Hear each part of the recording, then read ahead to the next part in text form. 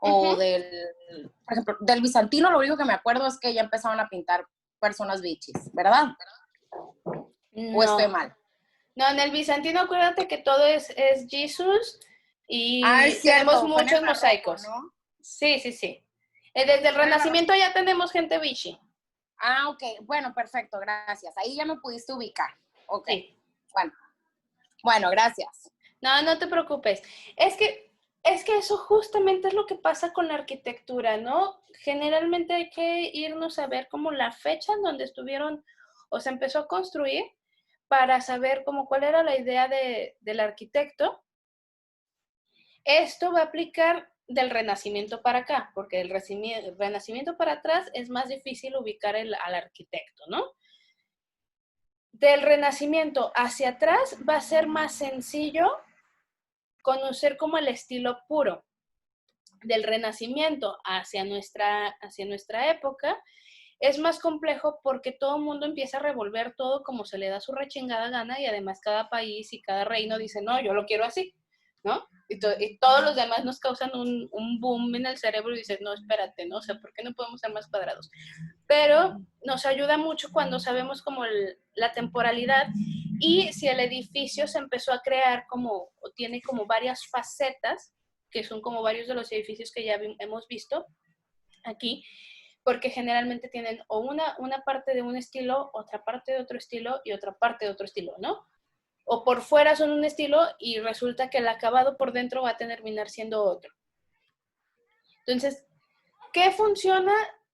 Quizás asentarnos en estas características que vimos previo al Renacimiento, que ya sabemos cómo funciona por ejemplo, el gótico, y saber que si se hizo en el 1800 o en el siglo XIX, es neogótico, ¿no? Dices, ok, tiene estas características neogóticas. O estos edificios como la Ópera de París, que dices, parece barroca, pero se hizo muchísimo después. Ok, entonces estamos hablando de un neobarroco. ¿Va? Ya sé, muchachas, ya sé, yo también siempre era así como de... Y luego estás por allá y también te quedas así como de, oye, ¿no? Yo lo sé. I know. Entonces, bueno, lo que hablábamos, ¿no? Los salones del arte y las exposiciones universales se veían más o menos así. Recuerdan que la clase pasada hablábamos de Diderot, criticando por ahí las obras artísticas. En este momento, la crítica se asienta aún más de una manera más sencilla. ¿Por qué? Porque todos aquellos escritores o periodistas tenían como un momento, es como una pintura del momento previo a que se abriera la exposición, entonces les daban a ellos una ronda previa un día antes, cuando estaban terminando de montar, podemos ver aquí todo el mundo colgando los cuadros y súbele y bájale y la chingada. Entonces ellos iban y con esta calma, sin todas las personas en el mismo salón, podían verlos y entonces armar una crítica para el día siguiente, ¿no? De esta manera, digamos que se asienta la idea de aquellas personas que van a criticar las exposiciones o los cuadros, y que después se hizo muy común tener una columna de arte en los periódicos a nivel mundial. La idea o el por qué les pongo esta imagen es porque se supone que aquellas personas que eran el jurado, aquí nace también el jurado en esta época, y por eso los románticos se oponían a ser juzgados. El jurado decía, ok, estas son las mejores obras, entonces las mejores obras van a ir abajo, y las obras que veían como de menor importancia o que tenían aspectos menos destacables, las iban a trepar hasta arriba, ¿no? Entonces, esto ya hablaba también como una posición de élite entre los artistas, y obviamente me imagino que era sumamente decepcionante cuando tú llegabas y resulta que tu obra la treparon acá, ¿no? Y dices, ok, bueno, ya sé que no voy a ganar nada. Ok. Nos vamos a ir a la línea del tiempo. Voy a dejarles de compartir aquí un poquito. Ay, mi flaca preciosa que no se calla. No te preocupes. Pues ahí estaba, ya estaba ahí, amigas. ¿Qué tonti? No te- Perdón. Es la luna. Ya sé, es Nosotros. el Venus Sí, el desapareciendo Venus, perdón. y el eclipse. Ok. Algunos de los artistas que vamos a ver en la pintura, bueno, es Friedrich, que ya saben los nombres en alemán, es este autor, con todas estas características que ya vimos. Esta es una de las pinturas que nos habla más como de esta individualidad que ya habíamos visto con el romanticismo y de cómo el hombre se enfrenta a no solamente a la naturaleza per se, sino a su naturaleza y a su emocionalidad y a sus sentimientos, ¿no? Es como uno de los pintores más destacables de Alemania, sobre todo por este tipo de paisaje que él logra. Tiene otras que son unos paisajes bellísimos y muy iluminados, pero ya estamos viendo aquí ciertas características de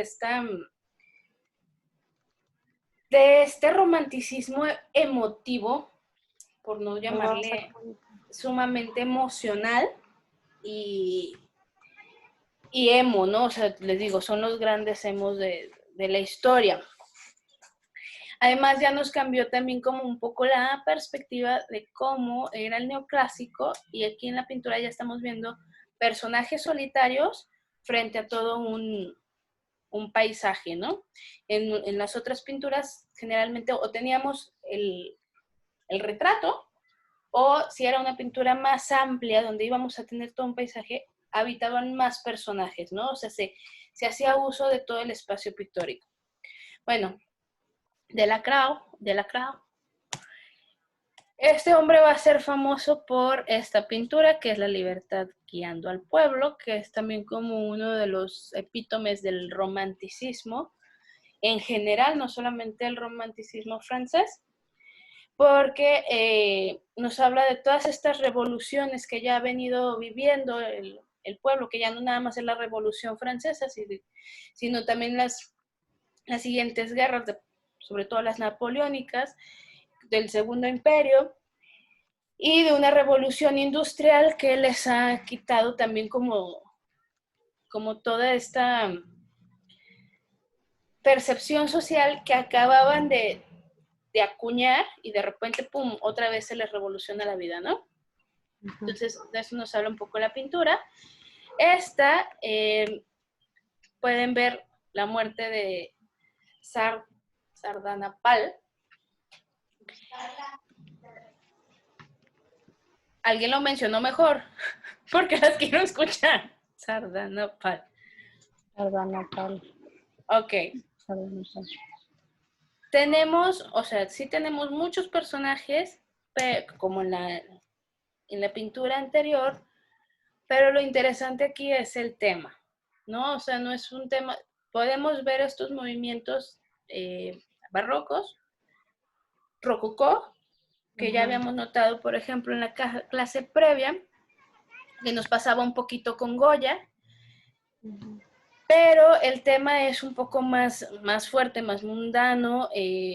Como una orgía, ¿no? Pues más que una orgía es un asesinato, ¿no? Entonces, sí.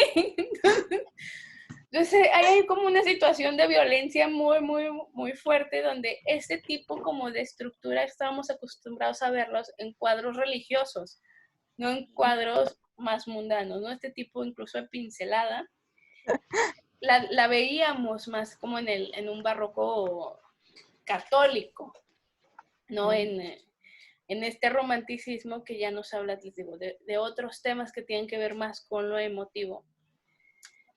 Ok.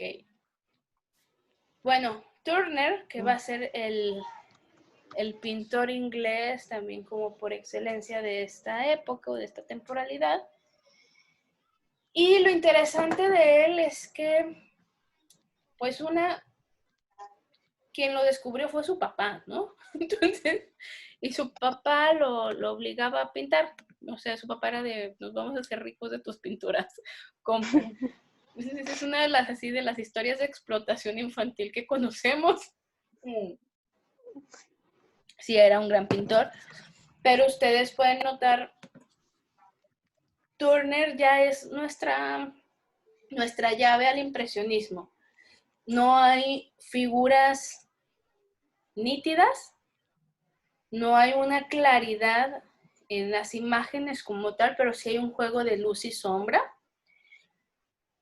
La pincelada es muy, muy rápida. El asunto con Turner también un poco era que, les digo, su papá lo descubrió y dijo, oye, pintas padre. Y la verdad es que el papá tenía muy buen ojo, ¿no? Porque para estar acostumbrado a el ojo a otro tipo de canon, cuando el papá ve esto y dice, ah, órale, y luego hace un boom, lo vuelve sumamente importante. Pero hay mucha obra de Turner en el mundo que ni siquiera está firmada por él, ¿no? Hay muchos cuadros que se han descubierto que son de él por huellas dactilares más que por la firma. Entonces, pero es muy, muy natural poderlo ver en algún museo y saber que este tipo de difuminado y como de rayón, les digo, entre impresionista y expresionista es de Turner. Esta es como de las más claras que tiene. Y bueno, el señor de señores que nos ha trabajado desde el barroco, que estuvo en el neoclásico y que para él no había imposibles, Don Goya. Don Goya que tiene su serie negra, que es impactante, o sea, es el epítome del romanticismo, y es bien interesante conocer como el trabajo que hace este pintor que se supo mover entre el barroco, el neoclásico y el romanticismo, porque podemos ver como todas las facetas del artista, ¿no? Y cómo el aprender el oficio lo llevó más bien, perdón, a que se moviera por todos estos cánones. Entonces, bueno, Goliat, la pintura de Cronos o Saturno devorando a su hijo, que es como de las más representantes del romanticismo español, y que además, si ustedes ven, sí hay como cierto paralelismo entre lo que podemos ver con los franceses o con los alemanes. Las temáticas son las que nos van a unir aquí. Incluso ya estéticamente el ojo sí se acostumbra a ver este tipo de pincelada, ¿no? O sea, el romántico pinta con muchísima más pasión y con mucho más enjundia, y es por eso les digo que Goya es importante como conocerlo en todas sus fases, porque lo reconoces y además ves las diferencias en cada una de sus fases, ¿no? O sea, dices, ah, sí, claro, mira, aquí pintaba más suavecito, o, mira, acá le echó más lápiz. Bueno, el 3 de mayo, que es una de las pinturas históricas de toda su poética o de toda su obra, y que además para mí es más fuerte incluso que La libertad guiando al pueblo. O sea, La libertad guiando al pueblo es dura de ver, pero Goya pintando los fusilamientos,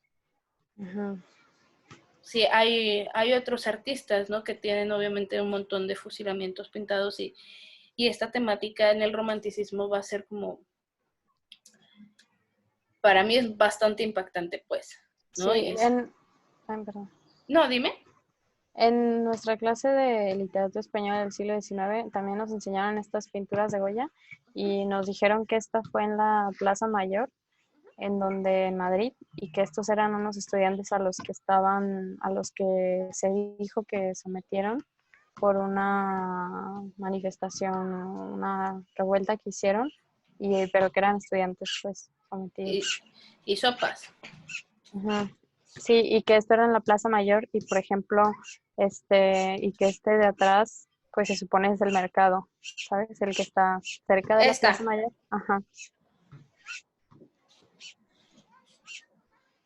Yo sí me acuerdo que había de Ujú. donde está la Plaza Mayor, que estaba un mercado, no entré, pero por fuera sí se parecía. Pero es el San Miguel, ¿no? Sí, digo, no sé cuál, no sé qué mercado sea, pero, pero por el alrededor, pues, de la Plaza Mayor.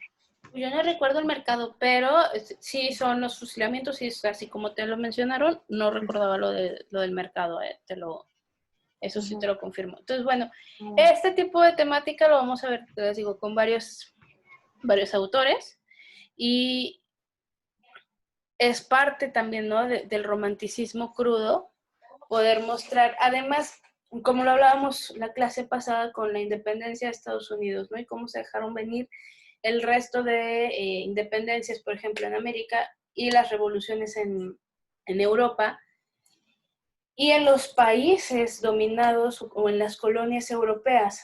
Eh, Estos periodos que también mencionaba Gaby, ¿no? De cada 100 años o cada 200 años, nos hace pensar en el romanticismo el sentido de lo nacional y el cómo estas injusticias también son parte o se vuelven parte de nuestras propias historias nacionales, ¿no? O sea, no sé, por ejemplo, y ahorita que estamos viendo este tema, no sé cómo los libros de historia van a tratar lo que está sucediendo ahora en Estados Unidos, ¿no? O sea, que es como muy parecido a lo que sucedía con las Panteras Negras, pero ahora más eh, globalizado y donde definitivamente se está haciendo una revolución civil, ¿no? O sea, no lo podemos negar, o sea, Yes. y lo que hemos hablado en todas las Este, clases, que tienen que cambiar las zonas geográficas o las divisiones políticas y que tienen que cambiar las maneras, las mentalidades, lo estamos viviendo.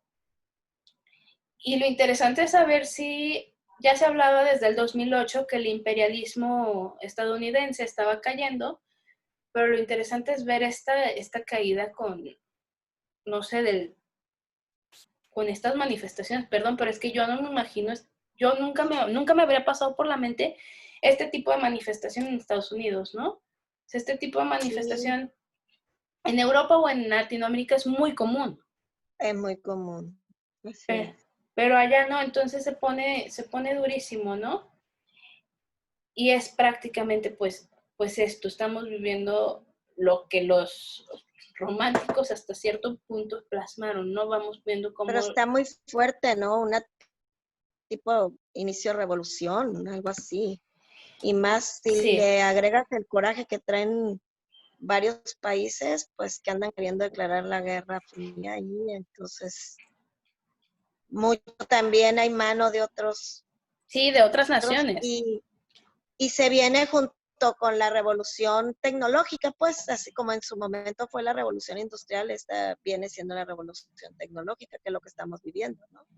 Sí, que aparte es como la segunda revolución tecnológica, ¿no? Yo creo que como más o menos a inicios de los 90, finales de los 80 vivimos como la primera y Sí, ahora ya pero hay como que como, no fue tan fuerte, como que ajá, ahorita viene precedida de la cuarentena, del COVID y todo esto, entonces y la gente toma. trae ahorita mucha fortaleza, lo estamos viendo aquí simplemente en Culiacán, pues está sucediendo algo similar, no, no en manifestación, simplemente no te ves muy lejos, en todo México, la Uh-huh, manifestación contra AMLO. uh-huh, Vienen sí, claro. empoderados por la cuarentena, todo lo que representó y está representando. Y aquí ahorita, por ejemplo, en Culiacán, pues ya la gente tomó, ya los negocios ya los abrieron por sus pistolas, se abrieron calles, se abrieron. Claro, no, es que Es lo aparte mismo que en ese entonces. la cuarentena nos permitió como ver literal hacia adentro y Exacto. replantearnos un montón de cosas que estaban mal con el sistema, ¿no? Exacto. Y les digo, o sea, un poco en Latinoamérica sabemos que venimos acarreando una crisis de 200 años y que prácticamente nuestra mayor fortaleza es que toda la vida hemos vivido en crisis. Entonces, sabemos vivir con Exacto, no ella. lo vemos así, pero Cassandra, tú como historiadora te das cuenta que detrás de cada pandemia o de cada crisis Sí, fuerte, viene la revolución. O exactamente, sea, ¿no? Y viene pasa con ellos. Ellos tuvieron también una primera revolución industrial y después de la segunda revolución industrial es cuando compramos, ¿no? O sea, sí, es o sea, les digo, muy duro. A mí se me hace muy curioso. O sea, en México no sé cómo lo vamos a vivir. Creo que en Estados Unidos se nota porque el orden es distinto, el tipo de legislatura es distinta, incluso hay menos corrupción. Y sabemos un poco que, por ejemplo, los franceses, pues su deporte nacional es hacer huelgas, pues, ¿no? Entonces nadie dice, sí, no hay pedo, ¿no? Exacto. Y bueno, sabemos que, por ejemplo, en España ya traen un ratote con la crisis desde el 2008, ¿no? Les pegó muy, muy Así fuerte. es. Y hemos visto un montón de manifestaciones con esta de la independencia de Cataluña y tal, y de Euskadi. Entonces, sí, te haces más a la idea de que son zonas donde se manifiesta la gente. En Estados Unidos y en Canadá la gente no se manifiesta, ¿no? Me imagino que No. tampoco en Islandia y todos esos pinches lugares, pues dices, güey, o sea, ¿qué está pasando para que se esté dando esto? Porque además no es nuevo. Sabemos que la policía en Estados Unidos siempre ha hecho mano del racismo, ¿no? Entonces, Así es. ¿qué grado de hartazgo traen ellos ya para que haya surgido esto? Y pues vamos viendo a ver qué pasa después. Bueno, Thierry Colt es otro de los artistas franceses que va a ser sumamente importante. Este es uno de los naufragios. Y lo que pueden ver aquí nuevamente es estos movimientos barrocos con un tema que no tiene que ver nada con lo eclesiástico, ¿no? O sea, vemos lo interesante aquí, déjenme ver si lo puedo ampliar, son los rostros y los cuerpos, cómo se expresa la emotividad o la emoción en todas estas figuras y los personajes tan, tan teatrales, ¿no? Que nos presenta el artista. Y ahí como entre el fastidio y el dolor de haber naufragado.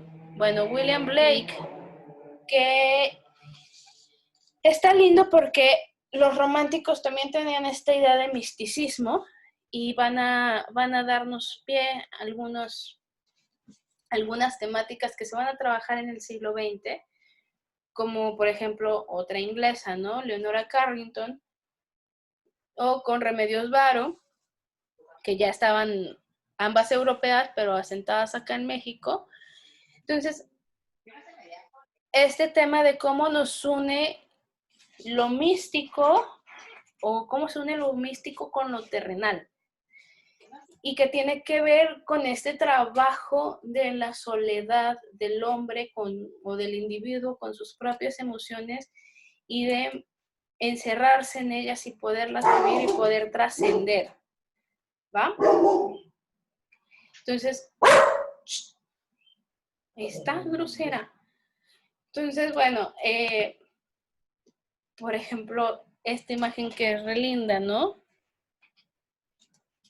Que es la deidad, o sea, la deidad más fuerte, así como lo queramos pensar como Dios judio-cristiano o como la deidad del sol, es lo que nos mantiene vivos y es muy lindo ver su trabajo.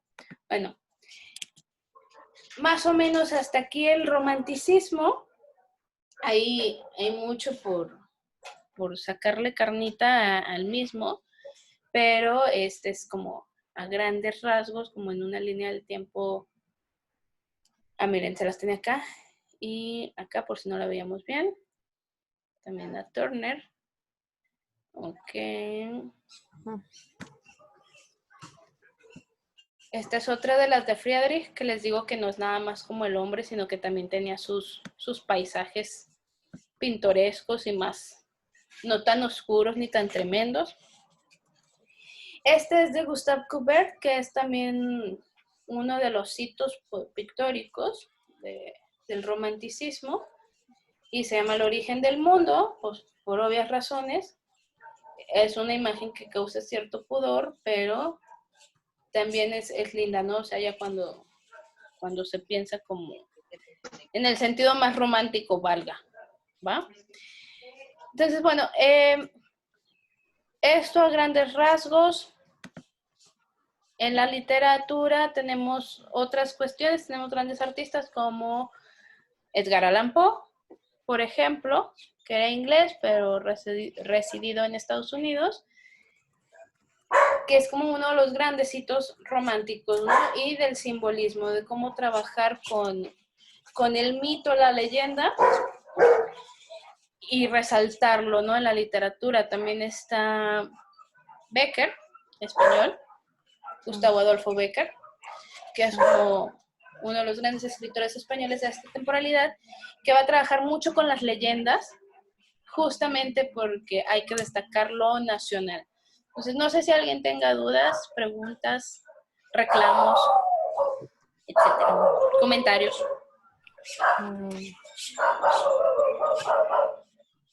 No, Cas, todo bien. Muy bien. Sí. Pues bueno, entonces nos vemos el jueves para hablar de impresionismo.